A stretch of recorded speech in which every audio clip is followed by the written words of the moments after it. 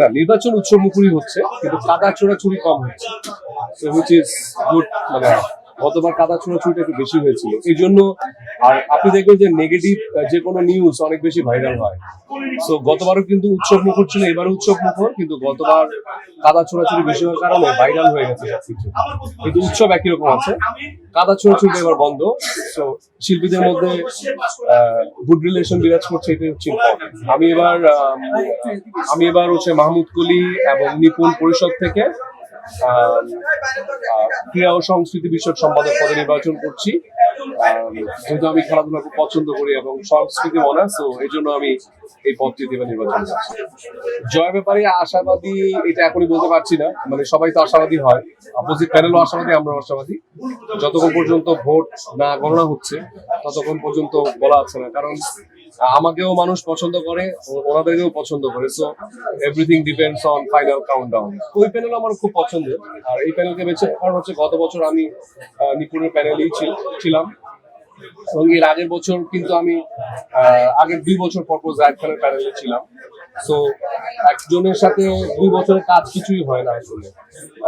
2 বছর পর তারপরে গতবার অনেক গ্যাঞ্জাম ট্যাঞ্জামে 2 বছর পার হয়ে গেছে। সো একজন সেকেন্ডের সাথে 2টা কারণ না করলে আসলে কাজের গতি বোঝা যায় না। তো এই জন্য আমি এবার নিপুণের প্যানেল, নিপুণ আমার খুব পছন্দের একজন আর্টিস্ট, বন্ধুত্বপূর্ণ সম্পর্ক, এই জন্য নিপুণের সাথে কাজ করি। সম্পর্ক আসলে একটা আস্থার নাম, মানে একটা মানুষ বন্ধুত্বপূর্ণ সম্পর্কটা আসলে আস্থা থেকেই হয় আর কি। আমি যখন কারোর উপর আস্থা রাখি, আমি মানে আপনাদের কথাই বলি, আপনাদের উপর যখন আমার আস্থাটা বেশি বেড়ে যায় তখন কিন্তু আমি নিজে থেকে অনেক নিউজ দিই, ভাই আমার নিউজ।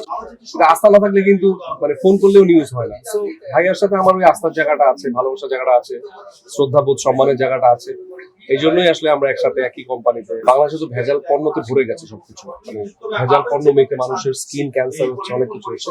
তো সেখান থেকে গণ সচেতনতামূলক কাজও কিন্তু আমরা করছি, আমি বা শাকিব ভাই, আমরা মানুষের সচেতনতার কাজও করছি। তো এগুলো মিলিয়ে আসলে একসাথে বেসিক্যালি ম্যানেজমেন্ট যাদেরকে নিচ্ছে, এটা তো ওপেনিং, মানে এখানে আসলে থাকা না থাকা ইম্পর্টেন্ট না, সব বাংলাদেশের সব আর্টিস্টই থাকবে এখানে। এটা আমার কোনো আইডিয়া নেই, এটা হচ্ছে সবাই থাকবে এখানে, কোনো একজন বা দুজনের জন্য না। এই কোম্পানি হচ্ছে বাংলাদেশের যত নায়ক আছে, যত নায়িকা আছে, অভিনেতা অভিনেত্রী আছে, যারা ক্রিকেট খেলেন, অলরেডি সাকিব আল হাসান আমাদের সাথে আছেন। সো যারা ফিমেল ক্রিকেটার আছেন তাদেরকেও নিব, মানে একটি শিশুও বাদ যাবে না, এরকম একটা। ব্যক্তিগত জায়গার অনুভূতি খুব ভালো। আমার কাছে সবচেয়ে বেশি ভালো লাগছে যে সব আর্টিস্টদের সাথে একসাথে বেশি বেশি দেখা হচ্ছে।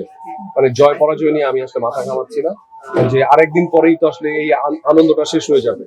ইভেন আপনাদেরকেও কিন্তু খুঁজে পাওয়া যাবে না এফডিসিতে, আপনারাও থাকেন, এগুলোর সময় একদমই যায় না, কারণ আমি কোনোদিন টাকা ছড়াইনি। সো আমার অত টাকাও নাই, সো আমার এটার সময় আইডিয়া নেই কোথায় টাকা ছড়া হচ্ছে। আমি খুঁজেও পাচ্ছি না কাউকে আসলে। সো যাই না এটা কোথায় হচ্ছে। নির্বাচন যেহেতু করছি, তার ভাই আমার খুব পছন্দের বড় ভাই, আর ওইখানে যেহেতু আমার কোনো কথাবার্তাই নাই, সো কথাবার্তা থাকলে না হলে একটা কিছু হতো, রেকর্ড ফাঁস হয়েছিল। আর যেহেতু একতরফা কথাবার্তা, সো এখানে কল রেকর্ড ফাঁস হওয়ার কিছু নেই। আর উনি আমার পছন্দের মানুষ, আমিও ওনার ডেফিনেটলি পছন্দের মানুষ। সো এগুলো নিয়ে আসলে আলোচনা না করে।